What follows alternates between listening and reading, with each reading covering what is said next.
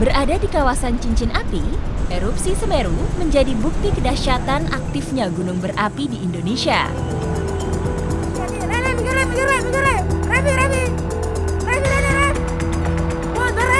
Namun di balik potensi bahaya tersebut, gunung berapi menyimpan anugerah alam yang luar biasa.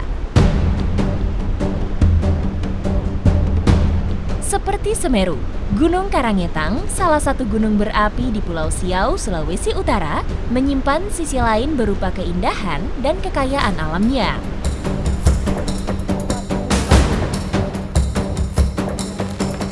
Aktivitas vulkaniknya seolah tidak pernah padam, sehingga dijuluki api abadi dari Pulau Siau.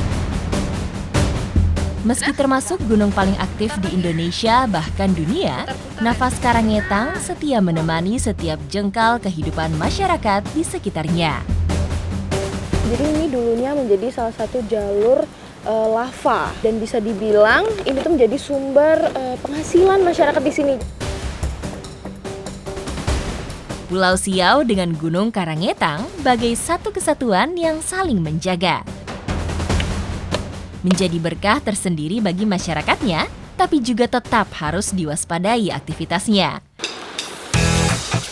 Ini bisa kelihatan di sini, panasnya sampai 65 derajat.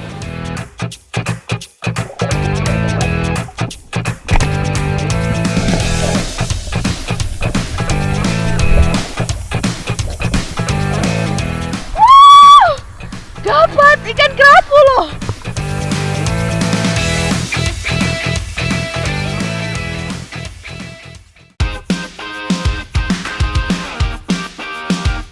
Petualangan saya dimulai menyusuri Siau Barat Utara untuk mengunjungi pantai berair panas. Berdampingan dengan sang gunung berapi Karangetang, fenomena unik ini tak sabar untuk saya jelajahi. Panorama alam dan birunya air menyambut kedatangan saya, seolah memanggil untuk diselami. Nah ini dia, sekarang saya lagi di Timbako, air panas alami yang ada di utara Gunung Karangetang. Sekarang saya mau spear fishing bareng teman-teman saya. Tapi sebelum itu saya mau ngecek dulu nih, bener nggak ini area panas. Pantai ini berada di kaki Gunung Karangetang. Air panasnya berasal dari adanya aktivitas vulkanik. Beneran panas bang. Iya kan, panas sih. Tuh beneran panas loh, ini uapnya sampai keluar di batu-batuan ini. Nah sebelum itu saya sudah bawa nih termometer. Kita buktiin ya beneran sepanas apa sih dia. Terbukti, jarum termometer analognya perlahan naik. Wow, ini bisa kelihatan di sini. Panasnya sampai 65 derajat. Yang lebih panas lagi juga di sini. Mana? Ini di sini, karena ini tempat dia keluar, airnya keluar. Suhu yang cukup panas untuk bisa merebus telur. Selain termometernya yang buktiin kalau air ini panas, tuh sampai berembun loh. Tapi kalau sepanas ini bisa kita pakai spear fishing? Bisa. Bisa, benar. Ini sampai 65 derajat loh bang. Panasnya cuma di sekitar sini saja. Kalau ke sana itu nggak panas. Oh, cuma di bagian sini aja. Timbako berada di Desa Mini. Masyarakat Siau menyebut air yang bersuhu hangat dengan istilah Meini. Dari kebiasaan itulah, maka tempat ini dinamakan Mini. Kini, masyarakat biasa memanfaatkan airnya untuk berendam dan dipercaya menghilangkan gatal atau penyakit kulit. Saya mau mulai penyelaman untuk spearfishing. Cukup memacu adrenalin saya karena lokasinya berbeda dengan spearfishing biasanya. Hempasan air membuat kulit terasa panas, membuat saya sulit untuk melangkah. Ini aja kita jalannya harus hati-hati. Karena di bagian pinggiran ini kan panas sekali airnya. Apalagi ditambah lagi batu-batuan licin. Oh.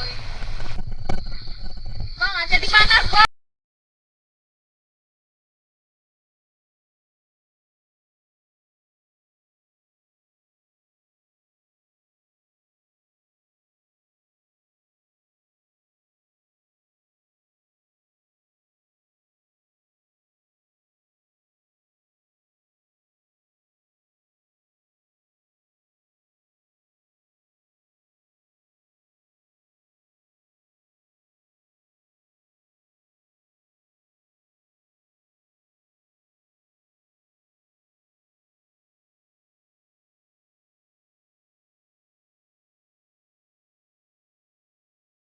dari air lautnya itu menyatu gitu. Jadi terlihat seperti minyak ya kalau dilihat-lihat ya.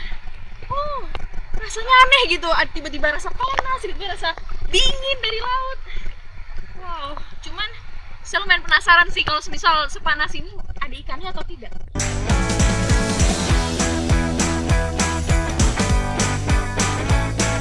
Saya lanjutkan penyelaman lebih ke tengah. Visibility air terbilang jernih. Saya melihat beberapa jenis ikan karang berukuran kecil. Di kedalaman 8 meter, kondisi arus cukup kencang, menyulitkan saya untuk membidik ikan.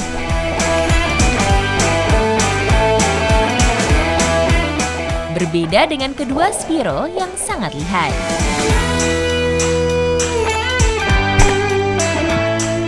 Ternyata yang unik di sini ya, spearfishing di sini selain suhu airnya yang berubah-ubah dari panas ke dingin, itu arusnya nih lumayan kencang. Gelombangnya tuh bisa kelihatan dari sini kan. Wah, dari tadi saya capek sekali ngelawan arus ini. Karena kalau kita tidak lawan arus ya, tuh bahaya, samping-samping kita ada batu-batu. Semakin lama, arus air semakin kencang. Kami akan berpindah lokasi di timur Pulau Siau.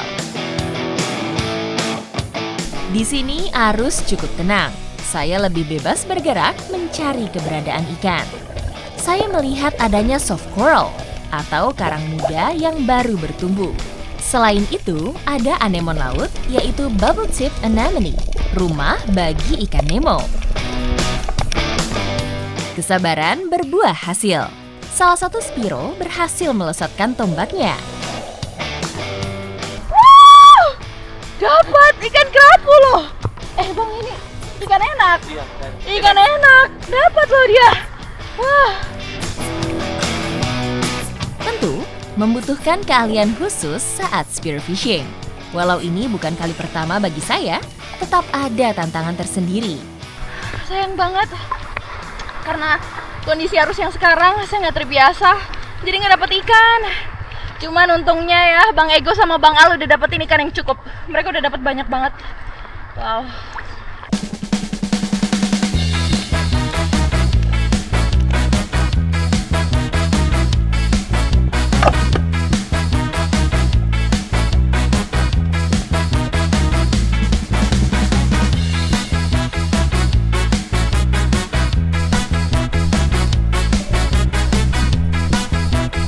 Dari kejauhan, saya melihat Bang Alfrin kembali mendapat ikan dengan ukuran lebih besar.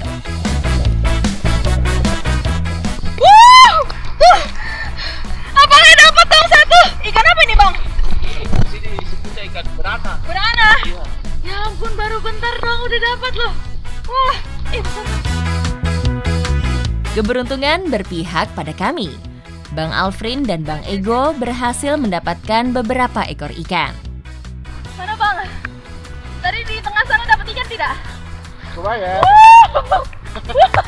Ya ampun Bang. Woi, berapa ini? 1, 2, 3, 4, 5, 6, 7. Bang Ego. Wah, banyak sekali tuh. Beda-beda jenis. Keren sekali Bang. Mantap. Udah mulai lelah, lapar ya. Kita bawa ke pinggir aja Bang ya.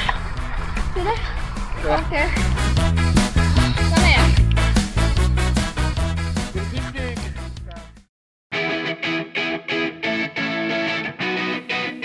Ikan yang didapat sudah mulai dimasak. Tidak perlu banyak bumbu, hanya diolah menjadi dabu sasi. Wih, udah dimasak ikannya? Sudah mau jadi? Iya. Wow, Dari mana, guys? dari pantai sebelah. Ikan dipanggang sampai matang di kedua sisinya. Dabu sasi ditambah pelengkap lainnya, yaitu sambal rebus. Nah, jadi masakan kali ini namanya masak dabu sasi. Jadi ikan sama rempah-rempahnya itu dibakar jadi satu, terus bumbunya diulek, terus nantinya akan dikasih air panas ya Bang ya? Wah, terus nanti daging ikannya kita cocol nih ke bumbunya nanti. Wow. Sudah jadi itu Bang? Dabu sasi, makanan yang dapat dinikmati kapan saja dan di mana saja, terutama bagi nelayan yang tengah atau selesai melaut. Dagingnya tebal-tebal. Enak sekali rasanya makan daging ikan hasil tangkapan kita. Terus sebelum lagi nih depan kita sunsetnya cantik sekali. Wah, enak sekali. Nikmat. Dabu sasi biasanya disantap berkuah seperti sop ikan, tapi kali ini berbeda.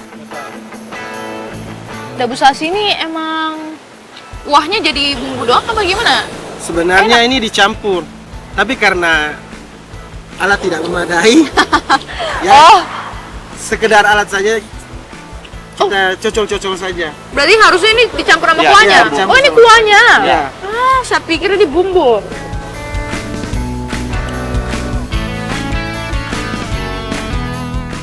Wow! Wow!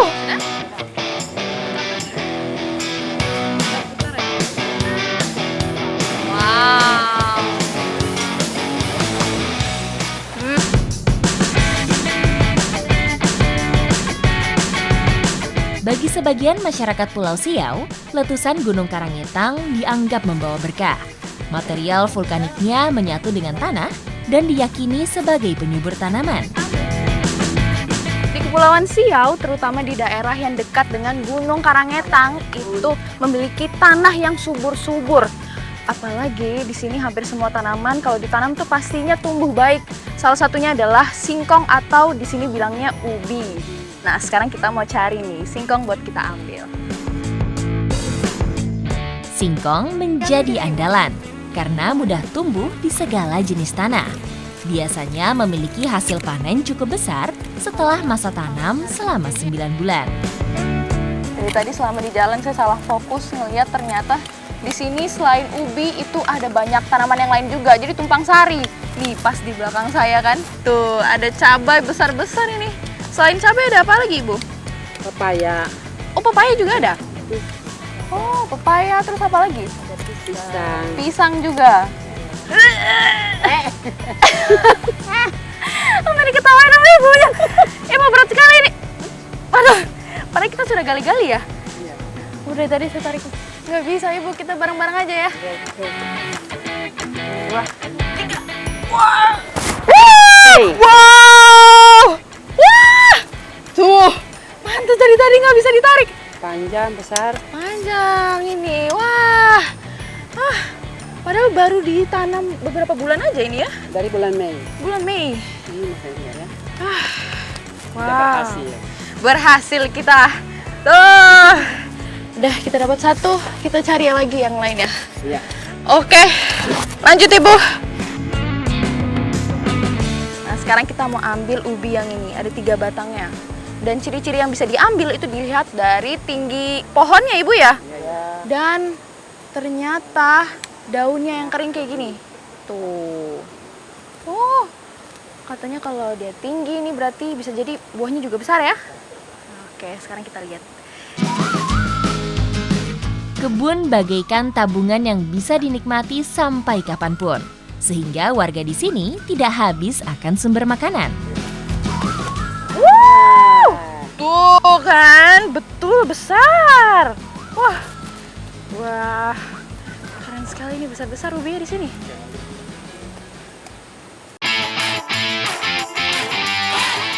Membuat sagu singkong memang biasa dilakukan bersama-sama agar lebih cepat dan hasilnya juga banyak. Enggak, Sebelum diolah, singkong dikupas lalu dicuci sampai bersih. ini Bu. Kemudian diparut.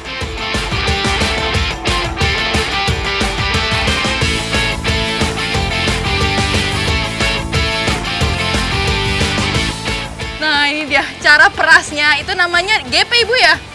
Nih tuh, diperas supaya kandungan airnya keluar semua. Singkong yang sudah diparut dibungkus dengan karung lalu diletakkan di bawah alat pres. Pembuatannya mudah dan sederhana. Berbekal kreativitas warga, mereka membuat sendiri alat ini. Selanjutnya ditekan sekuat tenaga sampai airnya keluar menggunakan batang kayu. Nah ini proses DP ini terus dilakuin sampai benar-benar cairannya itu udah nggak ada airnya itu. Ini udah selesai Ibu? Masih ada air? Oh sudah? Oh udah kering Ibu. Kalau sudah, sagu harus langsung diolah karena hanya memiliki ketahanan 1 hari. Ih. Tuh, langsung padat. Nah, kalau udah sekering ini, waktunya kita olah menjadi makanan tradisional Kepulauan Siau. Sudah, Ibu? Oke. Sagu juga bisa disimpan untuk beberapa hari, namun harus dijemur di bawah sinar matahari sampai benar-benar kering. Sagu yang diolah menjadi kudapan sering dinikmati sebagai teman mengisi waktu luang. Sagu dicampur dengan kelapa parut yang masih muda supaya rasanya lebih gurih. Seringnya warga mengonsumsi sagu membuat banyak olahan sagu tercipta. Sagu lalu dicampur dengan kelapa parut. Nah, ini sudah kecampur semua kelapanya. Sekarang kita apa ini, Bu? Langsung dimasak aja? Selanjutnya dimasak dalam kuali tanpa menggunakan minyak. Lalu diisi dengan gula merah.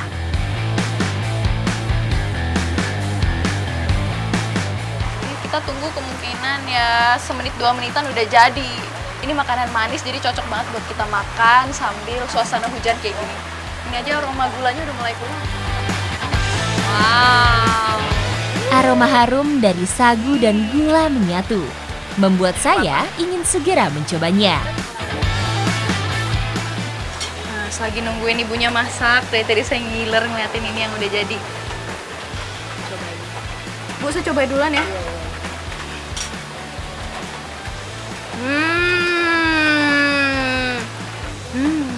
Enaknya. Tuh gulanya banyak banget loh. Tadi saya taruh banyak banget. Nah, jadi sagu singkong ini menjadi sumber karbohidrat selain nasi. Dan ini udah menjadi makanan tradisional masyarakat Kepulauan Siau.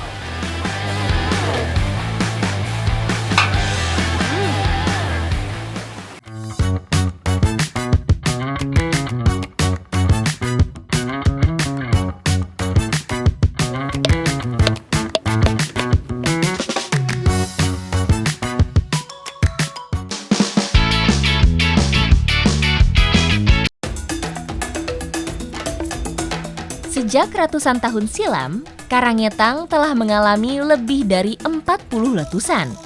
Beberapa letusan besar meratakan pemukiman di Siau Timur. Salah satunya Desa Bebali. Nah, jadi ini dia yang namanya daerah Bebali. Daerah Bebali ini dulunya itu menjadi salah satu tempat yang terdampak dari erupsi Gunung Karangetang ini. Dan kalau kita lihat ya dari posisi gunungnya, karena ini dekat dengan gunung, jadi ini dulunya menjadi salah satu jalur lava. Dan bisa dibilang ini tuh menjadi sumber penghasilan masyarakat di sini. Jadi bisa dibilang berkah juga.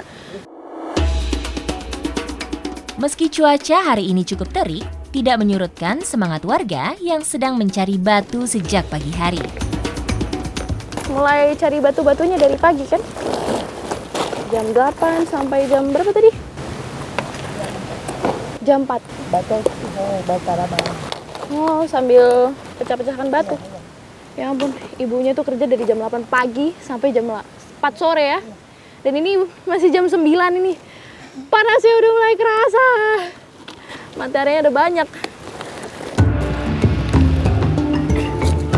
Gunung Karangetang seolah mengawasi dan mengingatkan warga untuk tetap berhati-hati.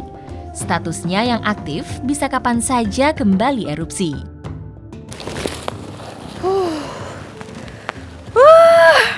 Wah, panasnya. Nah, ini kita udah ambil batu-batuannya, udah mulai kekumpul setengah.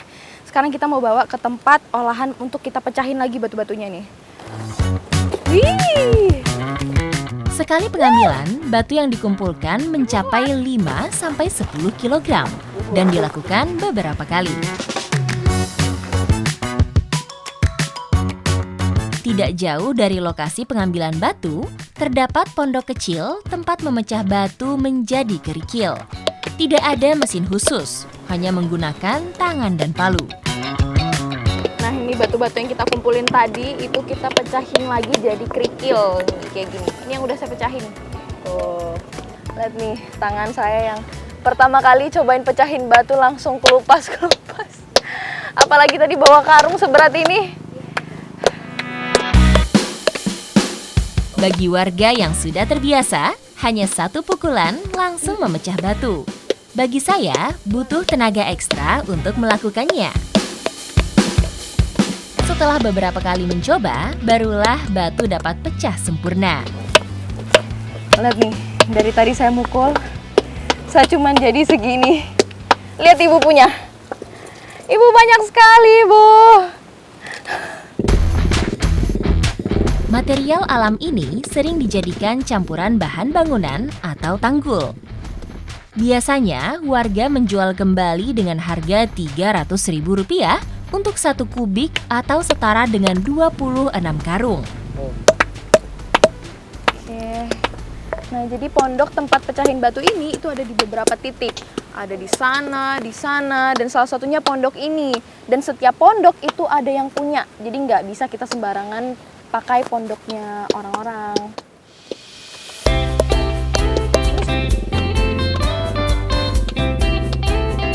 Batu yang sudah menjadi kerikil akan dibawa kembali menggunakan truk pengangkut. Sampai sekarang, tambang batu ini bagai urat nadi bagi masyarakat sekitar dan tetap menjadi jalan penghubung antara satu desa ke desa lainnya.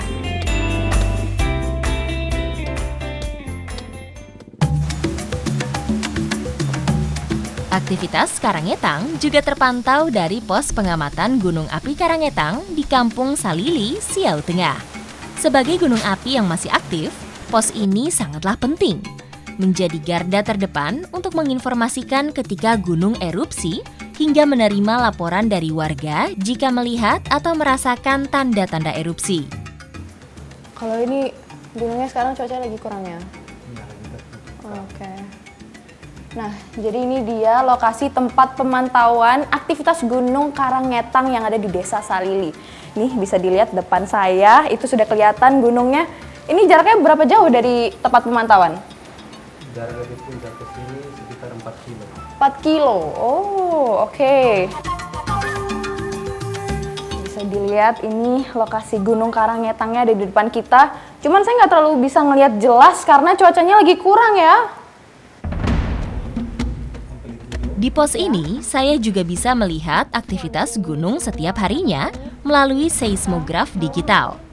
Semuanya kelihatan jelas ya. Berarti emang sering ada gempa di sini? Jadi Karangetang itu kan lebih banyak hembusan. Tapi untuk beberapa bulan terakhir ini, peningkatan gempa hembusannya itu lumayan signifikan. Oke. Terus kalau dari semua catatan ini, yang paling besar bisa dilihat tidak? Yang paling besar yang merah-merah ini. Oke, ini ya merah-merah ya? Ya, itu tandanya itu dia sudah overscale. Jadi kan batas sensornya kan dia kan ada batas sensor dong. Iya. Nah, getarannya itu sudah melebihi dari batas. Setiap gunung api mempunyai data dasar hasil pengamatan sebagai sumber informasi untuk menentukan perubahan tingkat aktivitas gunung api. Jadi memang sih dengan adanya data-data ini kita bisa melihat semuanya. Apalagi Gunung Karangetang ini termasuk aktif ya di Indonesia ya? Ya, salah satu banget. Oke. Nah jadi kalau kita lihat dari data ini Gunung Karangetang posisinya lagi termasuk aman ya Bang ya? Walaupun di bulan Oktober lalu tanggal 10 itu sempat adanya erupsi. Cuman karena ini termasuk gunung aktif, jadi pastinya tempat pemantauan ini harus tetap dilakukan. Jadi semuanya terdata.